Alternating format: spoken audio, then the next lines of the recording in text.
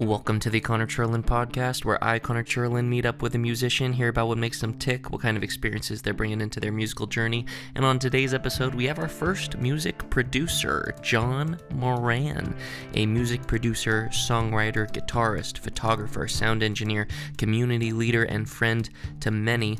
John and I met a few months back at a show in my neighborhood where I played, and we've kept in touch ever since. And with that many titles, you might wonder, how could one possibly be so good at all of these things? Well, wonder no more. John is as kind as he is capable and talented, and in this episode we talk about Swimclub, an artist collective of dozens of artists putting out a new song each month, as well as a new song that John came out with recently called Over You, which is out everywhere now. And without any further ado, please enjoy Jawnmo Moran. How do you say your last name? It's Moran, but I was just in Ireland. They say Moran there, which always feels kind of weird, like going back to the place where the name comes from and saying it wrong. So like we went through customs and my dad was like, it's Moran. Here, say Moran. And, like go to the counter and the guy there's American and I'm like, Moran? Yeah. It's Moran. Yeah. He's like, cool.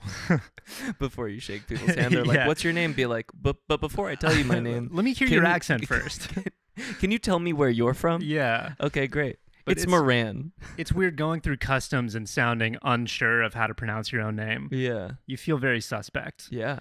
But yeah, Jawnmo Moran. Yeah, you probably look suspect too. You probably Immediately look like a spy. red flag. Yeah. Yeah. Immediately you forgot your secret identity upon arriving. What did they tell me in witness protection? You didn't even get to the country. You're already messing it up. It was tough. Jawnmo Moran. Do you have a middle name you want to share? Patrick. Patrick. Yeah. Oh yeah. So Irish. Very Irish. Yeah. Yep. Love it. Okay, great. You came out with a song recently. You are part of a group called Swimclub, which does not involve swimming in public spaces. Not yet. No, but it'd be tight, and we should consider it. We should. We should really consider it because it's summer. We were going to do a release show at a spot that had a swimming pool. Okay. But Well, let's just talk about say what Swimclub is, and then Sure. we can talk about this idea.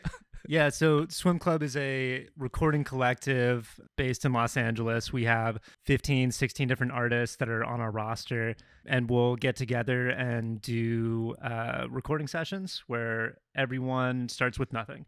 Wow. And we have people from all different genres, which is crazy because, I mean, you get a rapper and an R&B artist and an indie artist and a folk singer in a room, and it's always surprising what comes out. Yeah. You really have no expectations. Everyone makes something that's kind of in the middle, which is really cool, having that many people get together who are talented and have no trappings of their past sounds or musical styles. Right. It's just like, all right, we're doing something different. Yeah. And I can sound like whatever I want to sound like today. So we have gone from, making hip hop songs to songs that sound like classic rock to songs that sound like the band Air, who none of us really listen to. They're awesome, but like that's not someone that any of us would classify as like our biggest reference. Yeah. But somehow coming together, you end up with a lot of like French disco from like the early 2000s. It's Okay. like, this is appropriate. Nice. But yeah, we're a community-based recording collective based in LA and putting out a lot of music. We just put out a new song called See Through, and we have the last song from our recording sessions coming out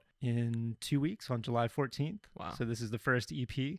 5 songs. We did them all in one weekend. Jeez. We've been putting them out, one every month. And I've seen other artists who have done this, and Yeah. ours are actually very good. We're all really good at what we do, so it's cool. It's not like the time really limited our ability. It's just kind of that idea that work is never finished. It's just torn away from you. Mm-hmm. We tear it away really early, Yeah. which is hard, Yeah. and a big exercise in letting go and trying to practice being prolific. Yeah. But this first collection of songs, this first EP, Swimclub Volume 1, is called The Future's Wet. Nice. So pools will definitely be in our Yeah, future. Absolutely. Because so far it's been remarkably dry for something called Swimclub. Right. I'm not even sure anyone knows how to swim. Can you swim? I can. Okay, great. But everyone else is I'm up in glad the at air. least I you have no can. idea. Okay. That's great. Yeah. Do you, with that many people, I mean, we've talked about this a little bit before about like the importance of splitting up roles when it comes to group projects and being like, we're not like, there's 7 of us here. we're not all going to be on lyrics. We're not all going to be on like one thing at a time. We're going to like split up and like work off of one another a little bit more. Like, how do you assign people roles if there's like both, like there's like three people who are really good at lyrics, but only one person can take the slot this time? We tend to divvy up work pretty early on, and it depends on who's there and what people want to do. Sure. So sometimes we'll have someone there who's a great lyricist, and they'll be like, today I only want to play bass. Cool. Like, cool. We'll have you on bass today. Nice. No lyrics, you know, and they'll have thoughts. You know, no Yeah. one is like, Yeah. I'm great at lyrics. I just want to play bass.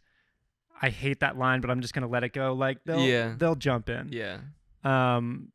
It depends on who's there. We do a lot of, you know, figuring out like what is the thing you're most excited about today. Yeah. To keep it really fun.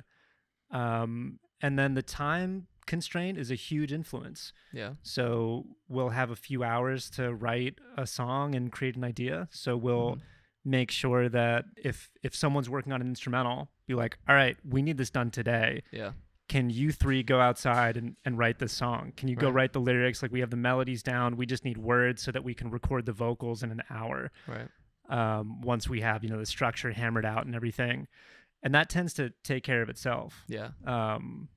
Because time is so vital and so essential. Is like, we just need to keep moving. Yeah. If someone's excited about lyrics, take care of it. You know? And I'm fine just letting it be what it is. Yeah. Which is cool. I mean, you really just have to know who's in the room and how to trust them to do what they do best. Yeah. That's fascinating. I could see how that would be so rewarding and so difficult. I think one of the hardest parts of collaboration is knowing what to let go of and being like, this isn't actually a hill worth dying on. And then being able to like poke in and be like, I actually feel really strongly now. So, but being able to like practice that level of like finding your own threshold and being it's like, hard. Yeah, being like, I'm going to let that pass. I'm going to let that pass. That ship is too wide to pass. It is a challenge. And there have definitely been a lot of moments of tension and hurt feelings, which I think is really healthy. Yeah. But it can be really challenging when people want to die on the same hill, but for different sides. So it's kind of like, you have to choose what you care about the most. And if someone else cares about something like really, really deeply, they're like, no, we can't use that word. We have to use this word. And you're like, I could go either way. You just kind of let the most passionate voice take it. Right. Because if they feel that strongly, probably someone else will too. Right. One of the challenges is that people have such different instincts. Mm-hmm. If you're coming from the folk genre, the songwriting style is going to be very different from if you're coming at it from punk rock. Right. Although there's a lot of overlap between those two. Right. What one person thinks is best might not be what's best for the other genre. Right. There's a lot of, I love A, I love B, we can't meet in the middle, let's figure out what C is. Yeah. And that's interesting. That tends to lead you to more interesting places that you wouldn't have thought of on your own. Yeah. Which is pretty cool. Yeah. I've noticed that there's like certain subjects get covered in certain genres more than others. So for instance, I've been listening to a bunch of rap recently and a bunch of like there's a lot of songs that are just bragging. This is bragging. And it's like, I'm cool for these reasons, and there hasn't been someone like me. There will not be someone like me, and there's only me. That's like I'm the guy, and being like, that's awesome. That doesn't exist in the folk genre, and like in the folk genre, it's often like I'm honestly so insecure, and I deservedly so. And for these reasons, and these are things that have happened to me that like show that I'm not the guy. Right. And I'm sure one of the coolest things about collaborating with people, especially across those two genres, is seeing someone who writes self-deprecating things all the time all of a sudden start speaking powerfully, or like someone who speaks very powerfully all of a sudden speaking reflective and being like able to cross that boundary and be like, wow, you sound really cool in that voice. And now the song sounds even more balanced because you naturally brought bragging in, and then you reflected. And have you had some of those cool moments? Absolutely. I mean, even just genre switching. Yeah. We have one member, Alfred Nomad, who you may have met, who is an immensely talented rapper, MC. He's one of the best performers I've ever seen. Cool. And on this most recent release we put out, See Through, Mm-hmm. he sings, and it's his first singing record. He doesn't Wow. rap at all. There's no rap on this whole album. And it's so interesting, having been his live sound engineer a few times, like I just haven't heard his voice like this. Wow. And it's so delicate and fragile, and it's like you need that comfort of people you know well, who build you up, who like, you know, raise your voice in a way that you like to make you comfortable enough to try something different like that. Yeah. Which is really cool to listen to. Doesn't work for everyone. I mean, I have not started rapping yet. Sure. And I think that's in everyone's best interest. Sure. So far, who knows? No, I think that'll probably stay the same. But I do like working. I like working brags into songs. I mean, I just put out a song where the sentiment is, I'm so over you. This relationship is horrible. I'm so over you. I can count 1,000 better ways to waste my time than spending time with you. That's strong. Which I think is a great flex because like no one ever really tries to count to 1,000. You know, I did this at a show recently. I said this bit. I was like, no, like, be honest. None of you guys have ever counted to 1,000. And one guy in the crowd was like, I did it. I was like, no, you haven't. You liar. Get out of here. I didn't invite you to this show. Get this man out of this show. Security. Yeah. Do you have a brag that you've put into any of your songs that you like? Ooh.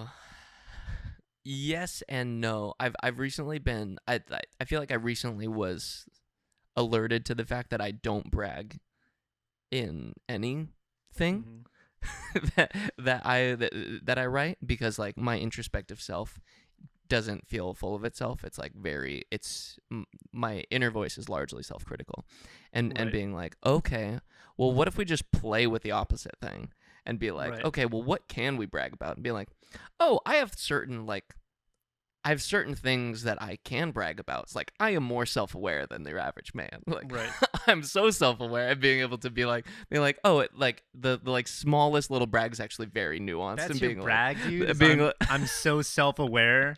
I know myself better than anyone else does. better than most men. It was an interesting thing because I was like, oh, this is actually like a real struggle for me. Like that's what it showed me, where I was like, God, that's the best I can do. And being like, which again, like immediately switching back to the self-critical voice, but being like, wow, it's like really hard for me to just like throw something out there because I'm immediately like, oh, that's nonsensical. That doesn't fit. Again, it doesn't have to be real, but I mean, you should just write something that's awful, that's all brag, just to get out of that zone. Just the worst song you've ever written. Make it horrible. Don't think about it being good. Just brag the entire time. Yeah. All right. You won't do it. I'm happy to do it. It will be bad. I'll be like, oh, what's another bad song to add to the pile? You know. That's fine. Yeah. They're mostly bad. Yeah, that's fine.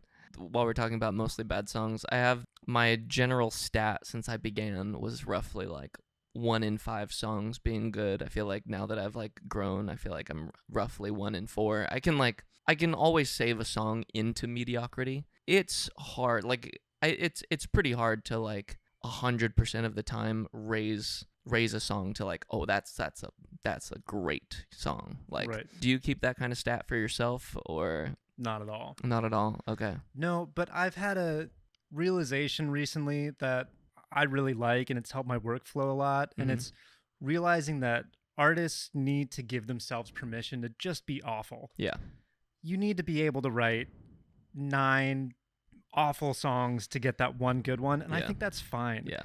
I get really frustrated when I talk to or work with artists who are just like, their inner critic gets involved in the process too early. Yeah. It's like, no, just finish that song. Yeah. Like, yeah, it does suck. Yeah. It's really bad, but like, how cool is it that you get to make that bad song? Like, how fun is it that you get to spend your time making that terrible song that you never want to put out? Yeah. That's like a cool experience. Yeah. I feel like a lot of people get very intimidated by the thought that every song they write needs to be good. Yeah. And I think that's really unhealthy. Yeah. You have to just let those songs be bad. Yeah, it's way too much pressure. Yeah. To put on yourself. It makes for the worst writing experience too. It does. Because then you're immediately like, every line has to be good. It just feels so good to be able to like throw something out there and be like, you know, sometimes a line that you throw out thoughtlessly is just as good as a line that you really struggled over. And it's like, Absolutely, yeah. so why not just try to keep writing more thoughtlessly and eventually be like, oh, I'm effortlessly good. Like that would that would be a cool sequence to grow. I definitely am in the shitty first drafts camp. Let's just finish the song and accept that a lot of the lyrics are going to change. Yeah.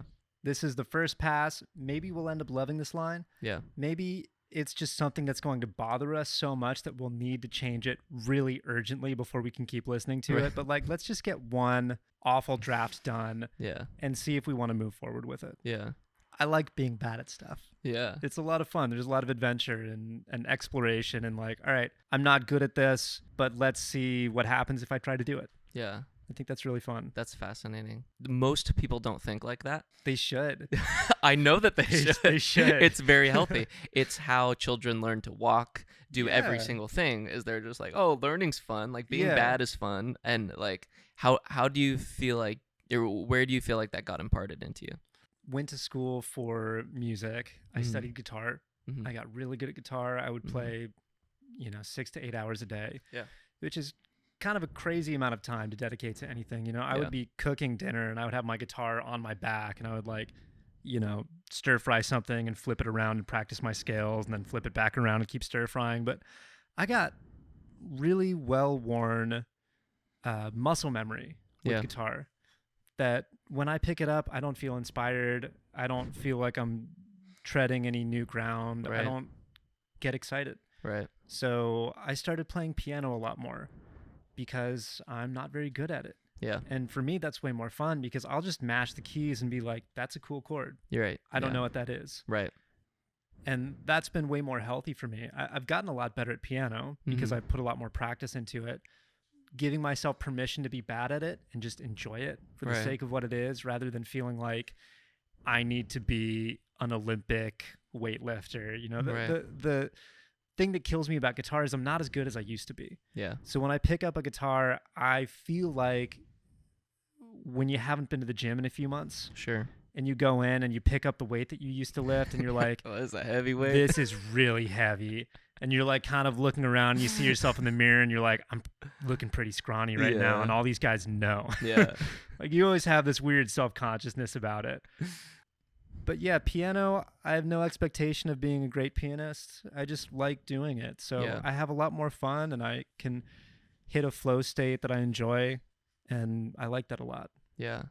It's interesting, this idea of exploring, because you talk about like touching the fretboard and being like, this is old ground. Like everything that I do reminds me of something I did.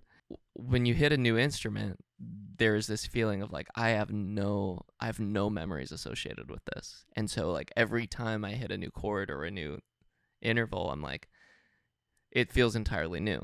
Right. And I think that like the idea of exploring, I feel like this is a trait that I got from my dad, who's like very much just like, fuck it, let's see. Like, I don't know how to get home going this way, but let's just take the road and let's see. I mean, I guess I would hope home is like that way, but like, I don't know. And like kind of this attitude of like, are you looking to get home soon? You got a date? Yeah. No, you don't. And just and being like, oh, why don't you want to get home the fast way? Right. And being like, I don't know. You learn something. You spot some new things if you explore. Yeah. Yeah. Guitar, I feel like I know the map really well, and anything I don't know, I should, and that sucks. I should, and I'm ashamed. It feels bad. Yeah, I'm like, oh man, everyone knows that I used to be way better. I'm a shadow of my former self. I'm like, no one knows that. But it's always kicking around in the back of my head, and it kills me. Yeah. So when you're in all these rooms for Swimclub, you are a songwriter, but you're also the role of a producer. Can you explain what that means and how it's different? Sure. I've realized in the past couple years that as a producer, one of my favorite ways to operate is if I'm working with an artist, we start from nothing. Mm-hmm. If they come in with a song that's amazing and I love it and I want to produce it, I will do my best to produce it to the best of my abilities. So often when you do that, you are working in favor of their feelings. And it's an interesting service position, where you're working in service of the song, as you always do. It's really your taste at the behest of their tastes. Hmm. I've never used that word before. Behest. Yeah, that's great. We'll stick with it. Yeah. I love starting from nothing. Yeah. And I'm a really good engineer. I'm a good producer. I can set up the sessions and get things going. And a big part of what I do is I pull out the things where I'm like, that's cool, let's move this around. And when you're recording really fast, a lot of what you do is arranging. Right. You know, you will record violins all over one section, and then you'll move them around and put them where they sound best or feel best or give you the best emotional quality. As a producer who's also writing the music, it's great to be able to jump in and say, like, that's not, I hear what you're trying to say. Yeah. That's not it. Let's tweak these lyrics. Let's work on these and make them, you know, more tailored to the feeling that you're trying to express. Right. For Swimclub in particular, again, because time is such a constraint, it is really helpful if anyone can jump in at any time and just like write. Mm-hmm. The actual lyric writing, I think, is one of the most challenging parts. Right. Being able to jump in and say, like, all right, I can see you guys are burned out. Let's switch ideas. Why don't you work on this part and I'll just crank out some lyrics for this. Mm-hmm. Especially sitting at a computer. Sometimes if you switch gears from one thing to another, you're just like immediately creative. Right. You know, you're like, all right, I haven't been accessing this part of my brain. I'm just going to jump in and go to town on this one idea. Yeah. So like we have a song that's coming out. We had a bunch of drafts of it. It's called Like Water. I'm still working on the mix for it. We made the instrumental. We did a bunch of vocals. And then we just sat and talked for like an hour about different things we liked about the songs, different things we were feeling. And I just wrote 3 verses for it and we picked 2 of them. Wow. And moved forward with that. A big part of it is just trying to move forward as fast as you can. Yeah. So if songwriting is needed, I'll jump in on songwriting. If guitar, bass, keys is needed, I'll jump in there. Yeah. It's cool being able to be flexible, keep a session moving forward. Yeah.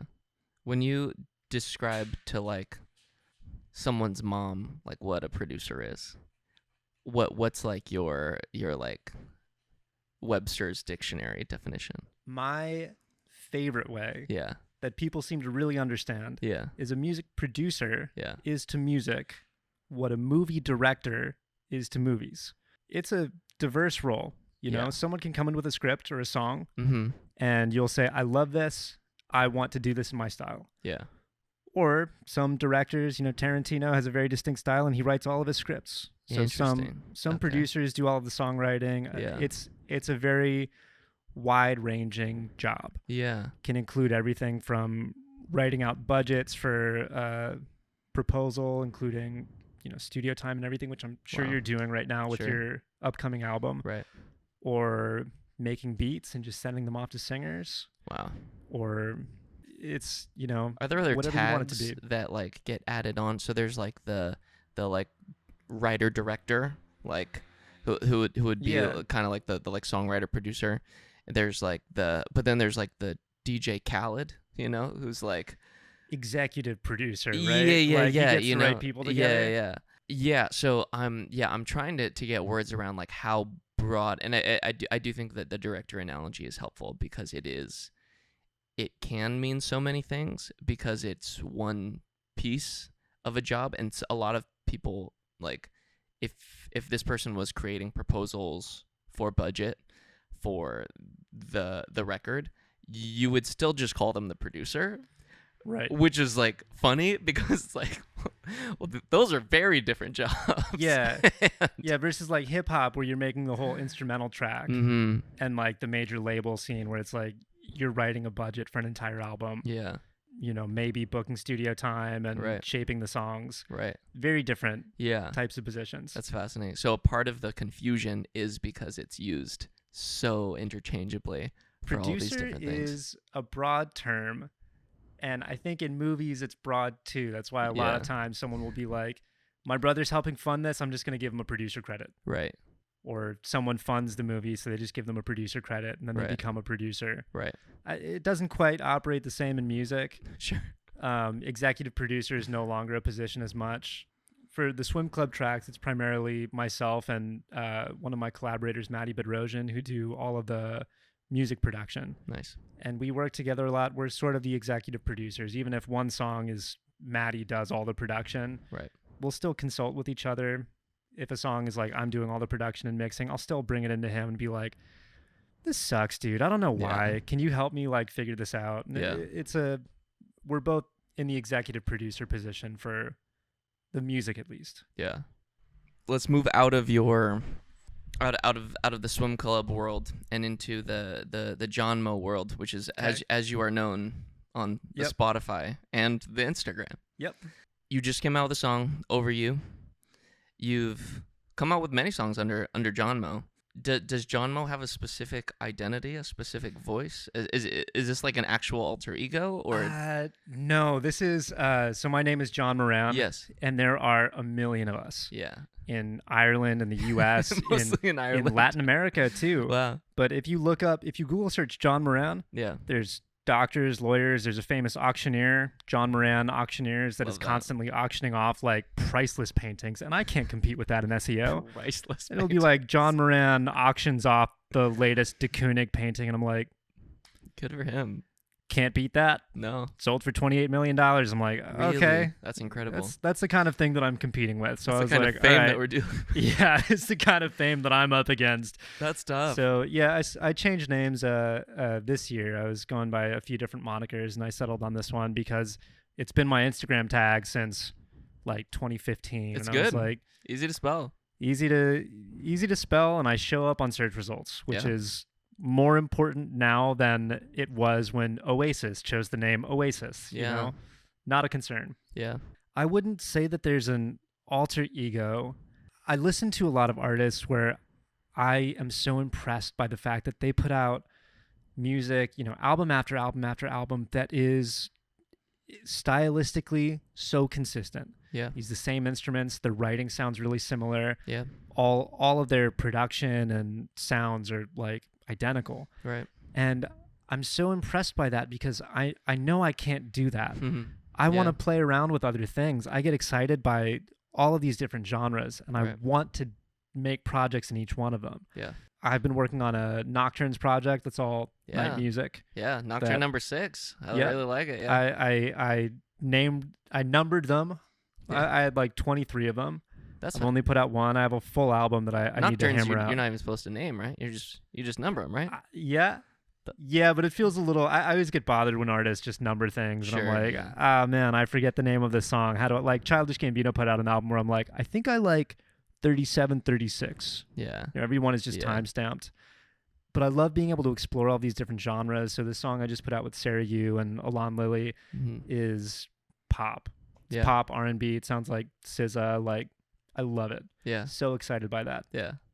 Nocturnes are like indie, sad night music. Yeah. I'm putting out an EP called Sad Disco, Nice. and it's all sad disco, appropriate. which is really fun. Yeah, I have another one of those tracks is coming out, I think the 17th or the 19th of July. Cool. I forget which one it is. It's a prime number. I'm confident of that. It's in Yeah. the teens, Yeah. and it's not the 13th. So Yeah. it's one of those two. Perfect. That was a great way to remember it. Yeah. It's a weird one. I Yeah. was telling my friend about that. He was like, do you only release music on prime numbered days? I was like, Yeah. not a thought. No. Yeah. But It could be a thing. it could be a That'd thing. be a cool like deep cut. Very specific. If you like, Yeah. people are like, oh yeah, you know this artist. Yeah, build up a following, and it'd Yeah. be like, oh man, there's a prime numbered day coming up this month. I wonder if there's a new release coming out. That's tight.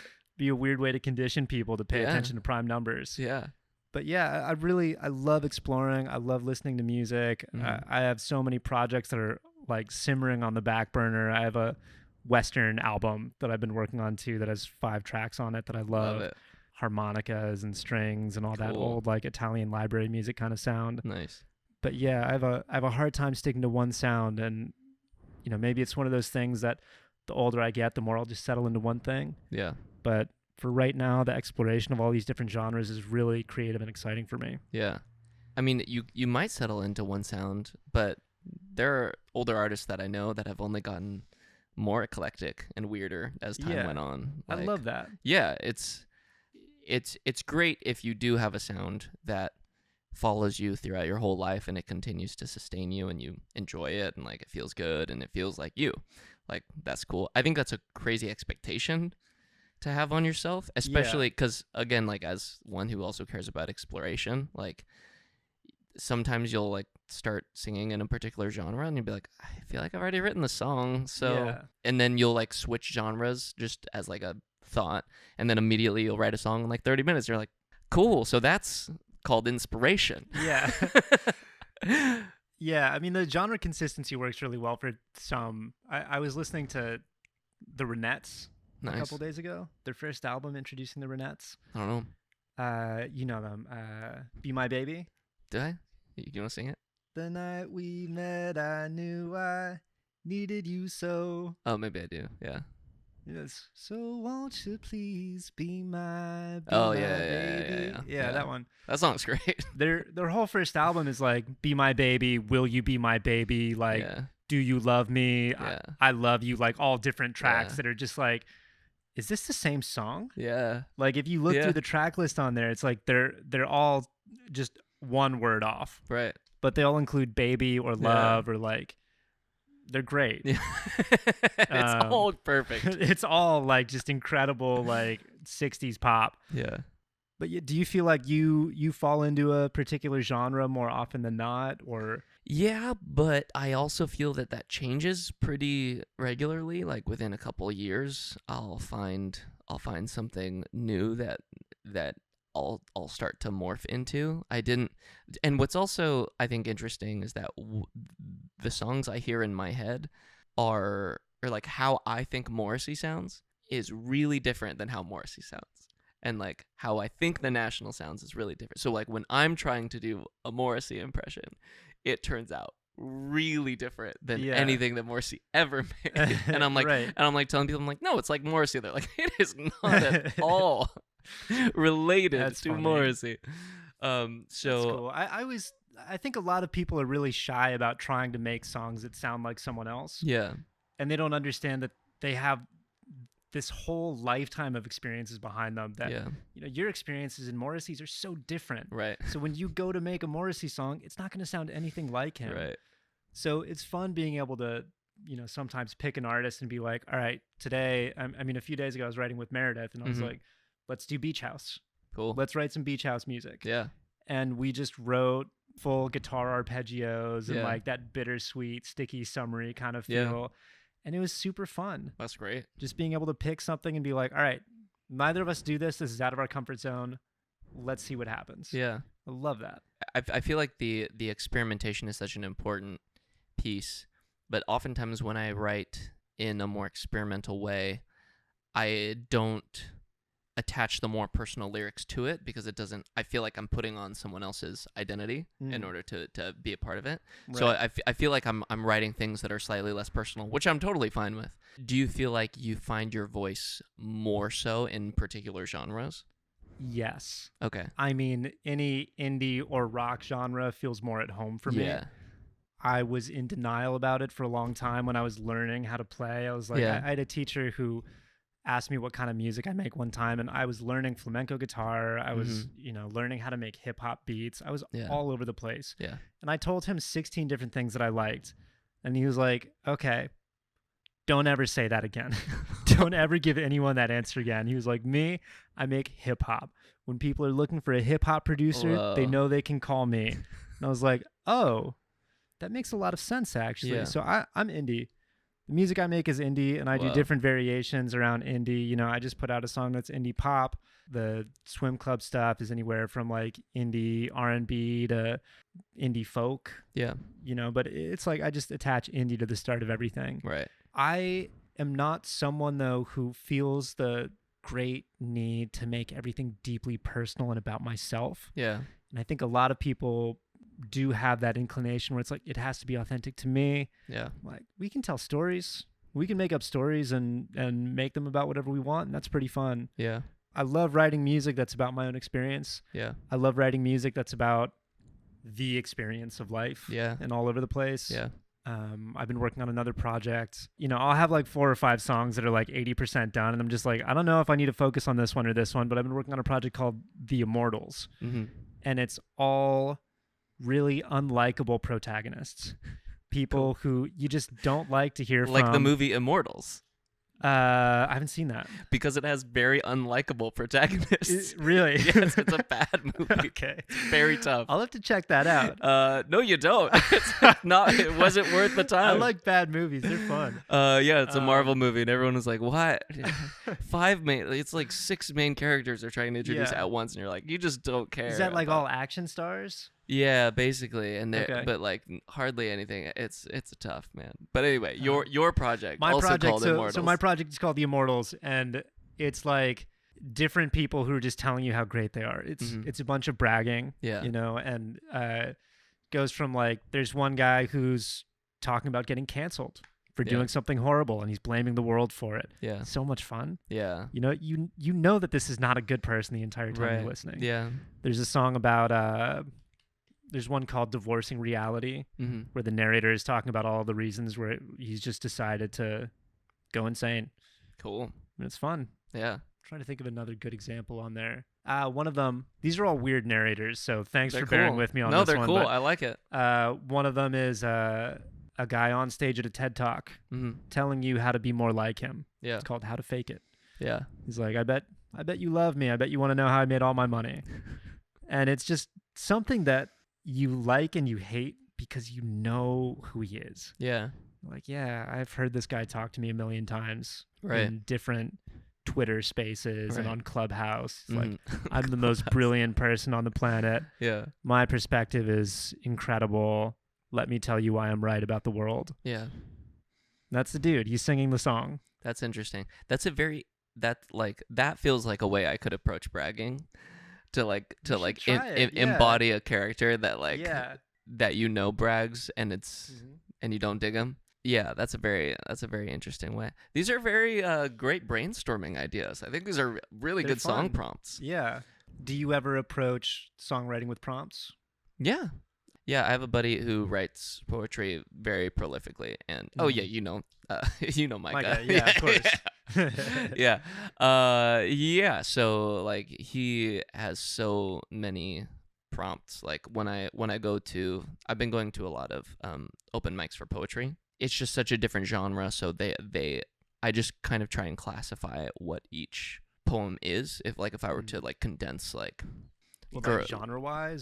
No, just like what is the subject matter. If I were to like do a quick log line, it would be like girl feels used by boyfriend, or like writer feels scared to write, or like just try to like really sum it up in like one thing and being like, okay, let's try and just like let those be like prompts to move, and being like, okay, how do we embody these things?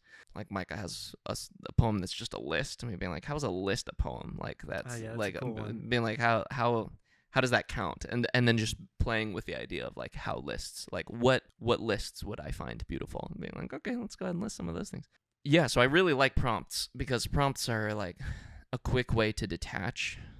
I think one of the problems with collaborations a lot of the time is that person with the strongest emotion gets to own the topic, and then everyone has to guess around a person's personal experience. So it's like, oh, you had a hard weekend with your uncle. Okay.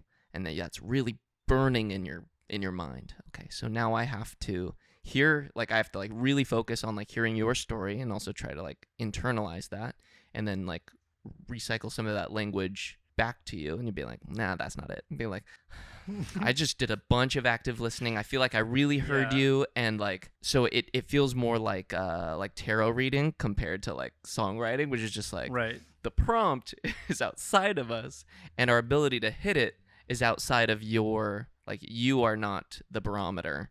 Like no one individually holds the ability to like say whether or not you like hit or miss by like a big amount. They'll be like, yeah, that like it either like feels good or it doesn't, and it's not like you're not the lord of the prompt. The prompt exists outside of you, and so it's easier for everybody to collaborate. One of the problems that I had I was doing a lot of co-writes without prompts, and they were just all turning out into like why this person was being ghosted by this person. And I was like, fun. Yeah, I was like, oh, they're all the same because everyone's Especially problems. If you have a stable home life, yeah, or just a stable life in general, then it's like, I have nothing to say. Of like, a very stable let's home dig life. into this drama in your life because this is going to be a more interesting topic. Right. Do you ever write to song titles? Ever write to song titles? Not for a long time. No, I normally title at the end. But That's a good one. yeah, that's cool. That's one I love for different genres or trying to write like a different artist. Yeah. It's big in pop. A lot of people love this one, but say you want to write a song like The National. Yeah. That's your goal. Right. One thing that I love doing is saying like, all right, what are 10 to 20 song titles Right. The National would write? If I was looking at the track list of their unreleased album, Right. what would the songs be called? Right. And you write them all out, and it's fun to, go through like, all right, well, what books would they read? And you can kind of find the books that you think The National would read or their audience would read, flip them open, go to random pages, find cool quotes, find cool titles, get whatever very specific thing you think makes sense for The National and their audience. Yeah.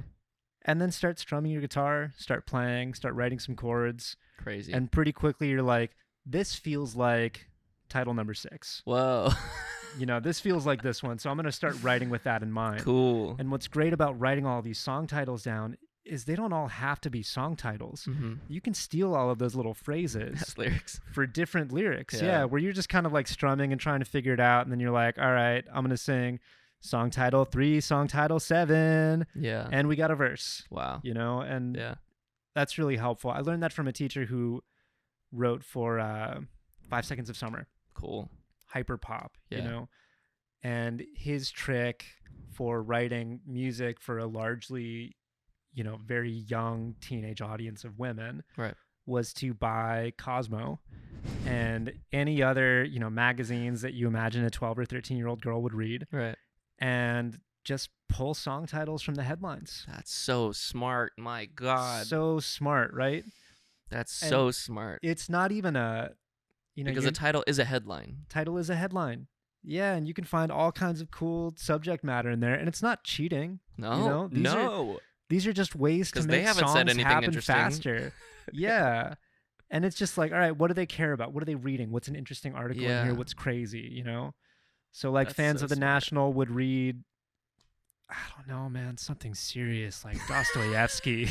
You just like crack that open, and you're like, all right, chapter 6 is called A Bird in the Hand. That's a good National song, whatever it is.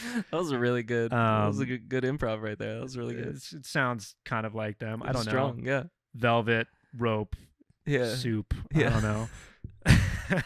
Velvet Frame. Yeah. Velvet Frame. Is that a song of theirs? No, but if you said Velvet and there's a frame. There you go.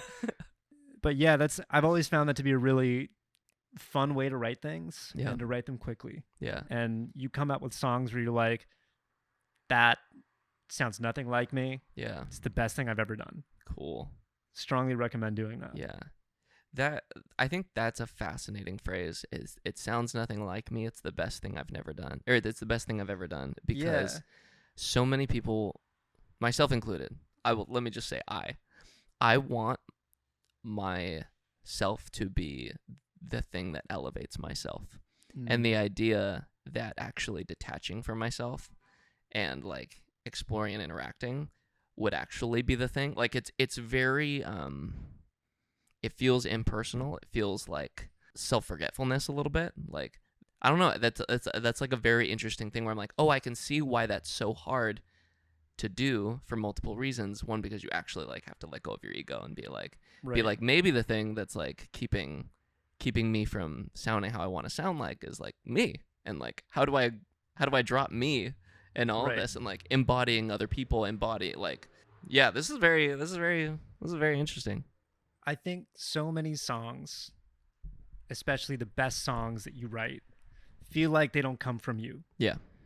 If you write a song and you're like, I think this is an incredible song, this is great, this doesn't feel like mine, this just feels like a great thing that exists out there. It doesn't matter if it's you, Connor, who wrote it, or me, John, or me, Tarzan, you, Jane, like that whole thing.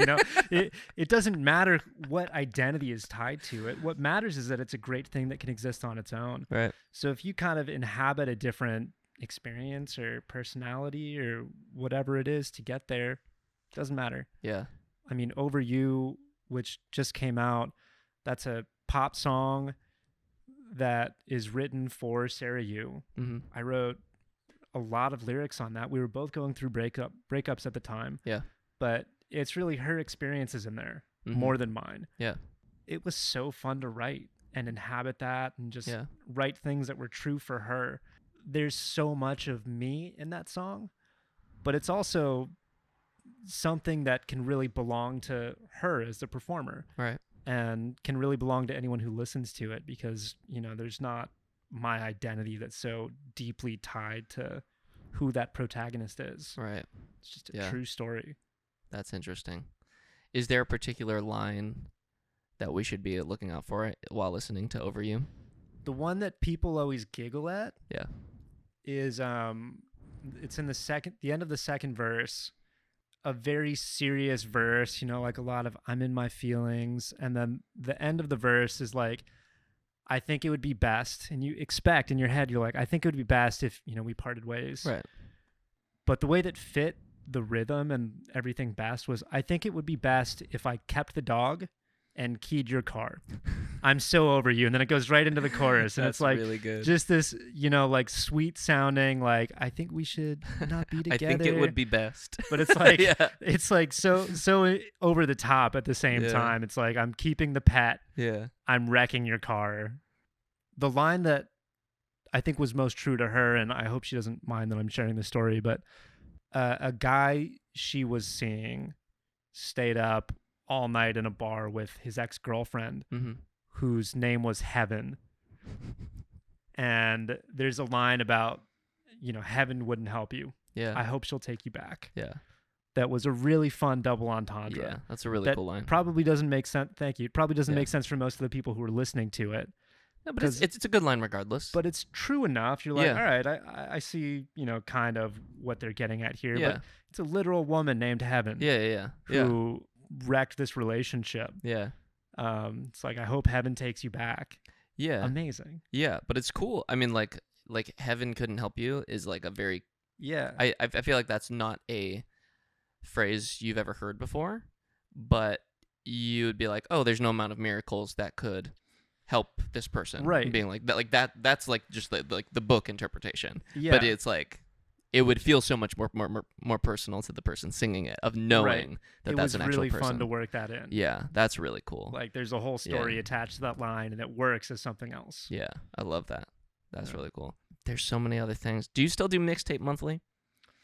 I do. I'm a month behind. Okay. I put tons of music on them, and my thing has been, I want them to be like a CD you'd play in your car. It's a mixtape. It's 20 songs. Yeah. It's what would fit on a Maxell CD2 or whatever those were. Right.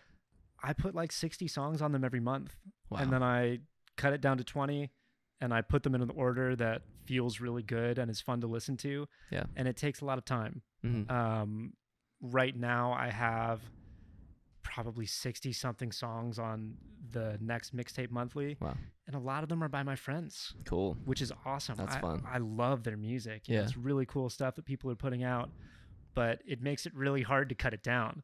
Because I'm like, I need to spotlight cutting out your all own of these friends. people. I'm cutting out my own friends. I have music of mine that I want to put on there. You know, I want Over You and I want See Through and all these tracks on there. But shoot, do they all fit? Like, am I a bad person if I cut off this person's song and I put this one's on? Yeah. No one really thinks about it that much, but they're fun for me to make and fun to listen to. The most recent one has leaned pretty indie rock heavy, and I like a little more variety, so I'm trying to mix it up. Nice. Add some more Minnie Riperton or something. Great. Yeah. Are there any particular traits or like type of person or like what type of person do you feel like would lead to the best experiences of like collaboration, making a good song together? I love when people know what they want, know what they like, and are also willing to experiment. Yeah. And down to try new things out. Yeah. And start from zero and make things that are bad. Yeah. I love when people are down to make things that are bad. Yeah. You can make something awful and be like, cool, let's not do this next time. Let's make something really good next time. Make sure that like we're not embarrassed about it. Yeah. Yeah, I think people who have a clear sense of their identity, there are a lot of artists who know they have good songs, know they have good music, but don't know where they want to take it. or if they want to take it somewhere. In music in particular, I've worked with so many artists who are insanely talented, make me feel embarrassed about my own abilities. Yeah. But they have never made the decision that music is what they want to do. Right. And they're really hard to work with because they're so good. Yeah. And so indecisive. For me, I think anyone who treats their music like a business and is dedicated to it and recognizes how much work goes into making a song, they're great people to work with. Yeah. When other musicians are looking for someone to partner with as a producer, what should they be on the lookout for? What should be a red flag? What should be reasons to step away? I think listening to someone's credits, making sure that's a sound you like, great. Yeah. For production, I think that's the main thing. Everyone always wants to experiment and try something new. You know, Yeah. If you're a pop producer and you want to try getting into hip hop or R&B, but you don't have any credits, that's a hard transition to make. Yeah. Being clear on what the producer has done and what you want are really important. Yeah. And making sure those two things match. Yeah, and making sure that that person is the right person to get you there. Yeah. For production, one of the most important parts of my role is knowing the right person to call. Yeah. I do a lot of things. I'm good at a lot of things, but there are so many musicians and artists that I know who are just great at their thing in particular. Right. You know, I can play bass, but I know someone who can really, really play bass. Yeah. You know, I can do X, Y, Z, but I know people who are so much better at each one of those than me. So a great part of my role is being able to say, like, all right, I know I can do this for you, but someone else will be able to do it so much better. Right.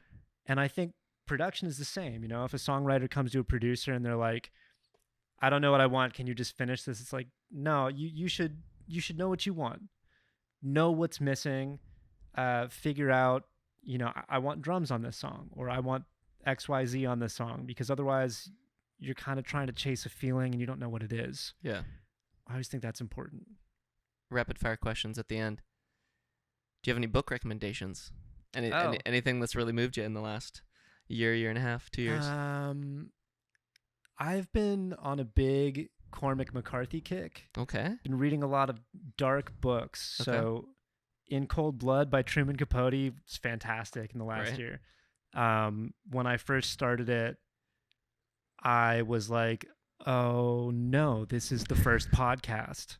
That's what this is. This is true. It's true crime. Oh, really? So the whole time I was reading it, I was just picturing like a college-educated white woman, like, and the details of this crime are still a mystery. And I'm like, no, this is not. I hate that. Yeah. But it ended up just being the most incredibly written book. Cool. And then I've been reading tons of Cormac McCarthy. I read The Passenger. I read Blood Meridian. Sorry that he passed away so recently. I'll probably read All the Pretty Horses next. I read The Crossing also. But I just love the way he writes. His prose is incredible. Love it. What about you? Do you have any book recommendations? I'm in the middle of Siddhartha right now. Oh, yeah. I think you mentioned that. And it's nice. It splits itself up by chapter really well. Like there's like very clear characters that like enter and exit at chapter breaks. And so it's just very clear what happens next. And you're like, yeah, this is called this person. So that's what happened. You're interacting with this person. Do you have a best or worst gig experience you wanna share real quick to tie us out? Best and worst gig. I'll just do one gig. Great. Because there are ones that are way better than this and way worse than this. Yeah. But just a great credit. You know, part of my credentials, resume, what have you. I played on a festival bill. It was a one-day festival. And I was one of the acts that went on before Tedeschi Trucks Band and Eric Clapton. Cool. So always been on my resume, you know, open for Eric Clapton, Tedeschi Trucks, huge. Yeah.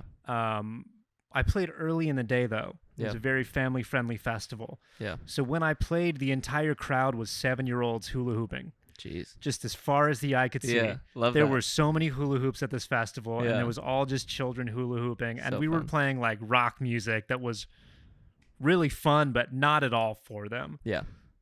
great credit, weird show. That is a good high-low. Yeah. Well, great. John Moran on Instagram as Jawnmo, Jawnmo, also on Spotify. Newest song, Over You. It's a killer. It's a killer. It's a big pop jam. Great. So thank you for having me. Yeah, my pleasure. Thanks for coming to my living room. Nice talking to you. I'll Appreciate clap it. us out.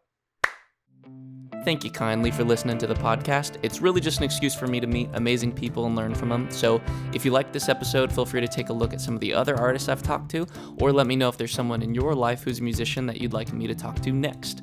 You can learn more about my music at ConnorCherland.com or find me on Instagram or Spotify under Connor Cherland, ConnerCherland. All right, see ya.